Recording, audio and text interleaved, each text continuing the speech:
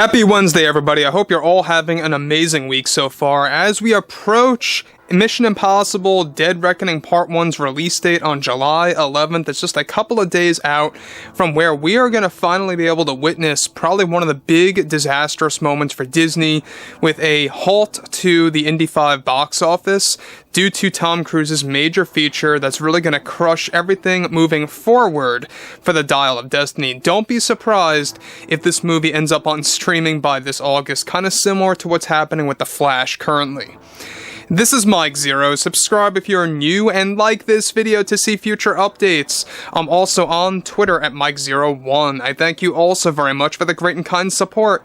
And let's get right into what's going on with Phoebe Waller-Bridge. Now, there's a lot of drama happening as we speak. We're going to be covering every angle of that between the board, the executives, Bob Iger, Kathy Kennedy, and yes, Phoebe herself, and how this has a lot to do with her role over at Disney. Now, we know one thing about Iger, is that this is a man that seems very two-faced. Sometimes it seems like he's taking Kennedy's side, other times it comes across like he is against Kathleen Kennedy and wants to literally just get rid of her altogether. Now, we know that the board is a very, divided thing, much like how the Star Wars fandom is, much like how what's going on with the Indiana Jones franchise, etc., etc. And what's interesting about Phoebe Waller-Bridge is that she recently did indeed get fired by Disney, but there's more truth to be added to this entire story and this development, so let's go over every single specific about this. Now, with Phoebe Waller-Bridge currently in a very bad phase over at Disney and Lucasfilm, right now both Bob Iger and the board are going through something significant involving Waller-Bridge. Now, one major development is that Phoebe Waller-Bridge was indeed fired by Disney for a big Lucasfilm project as a result of Indy 5's low box office return and how unlikable Helena was in the movie. Disney made the bold decision to fire Waller-Bridge from the Lando series, in which she was set to actually return as L337 in the form of flashbacks and also as the voice of the Millennium Falcon that was being pushed by Kathleen Kennedy for the show. Further, additionally on top of this, the other side of this development is that there is a major divide between the Disney board. Many want Bridge fired from the Indy 5 sequel that's in the works and in development, while others want the sequel to focus on Helena again and to keep Phoebe Waller as they feel she is a great actress and creator to contribute to Disney. Now let me pause here quick, guys. Now, the thing about this that is deeply reassuring is the fact that Disney is actually doing something good for once in a very long time.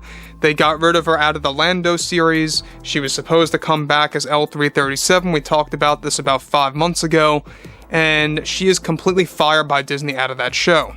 As for the Indy 5 sequel and anything else Disney, that is being worked on currently as we speak, where she will be fired essentially entirely from all of Disney and all of Lucasfilm. Now, the fact that they did not do this earlier with Phoebe Waller-Bridge, I feel like what they should have done is that they should have never put her in Indy 5 in the first place.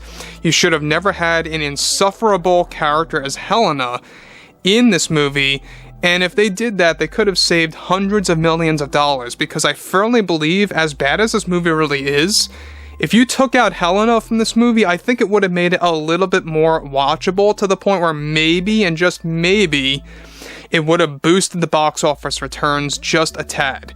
And so, though it wouldn't have helped them that much in the long run, it would have been a better success, I guess, than the utter failure it is right now.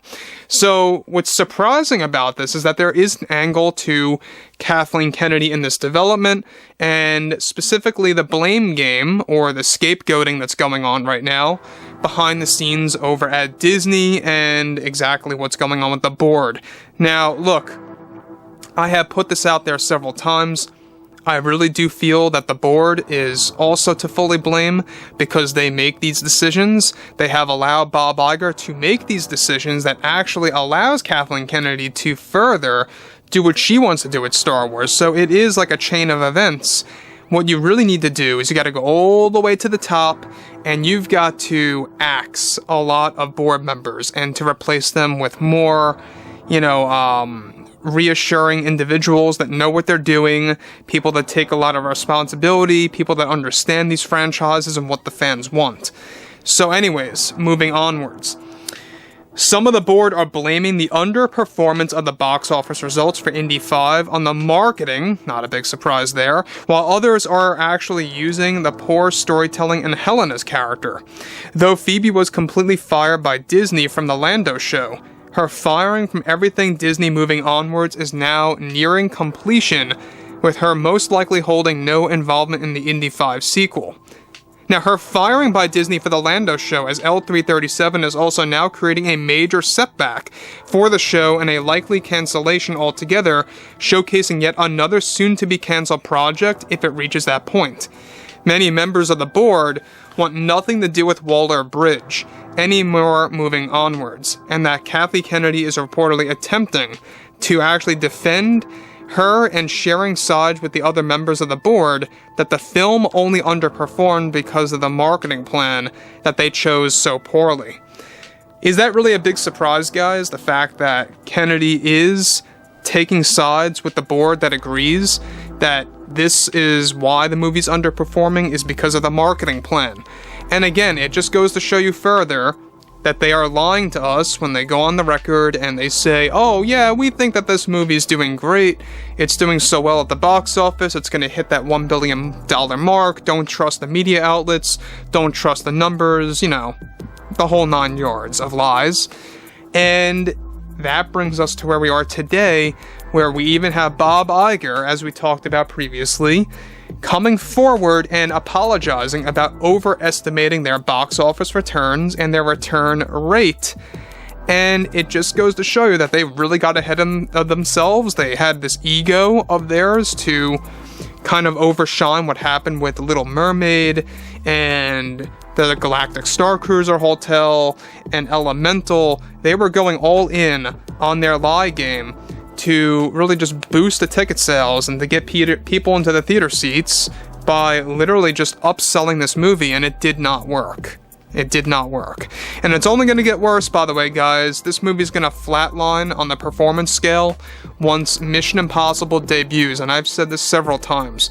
I think fans come to realize that a person of passion like Tom Cruise, putting out a movie like Dead Reckoning, putting his own life on the line with these world record stunts, is worth paying a ticket for and going to the cinema and checking something out that's going to be amazing on the big screen, as opposed to Indiana Jones 5, that's nothing more than a cash grab, using the brand name itself to promote a character like Helena, who has been, by the way, the bold image on many of the upcoming character posters, and some of the current ones, by the way, and even some of the merchandise images, overshining Indiana Jones. So there's an ongoing agenda, and it's very obvious, and it's 100% intentional. So guys, drop a comment below, fill me in below what you all have to say about this, and if you guys did enjoy the content for today, make sure to drop a thumbs up on this video to support the channel, and I will catch you guys next time.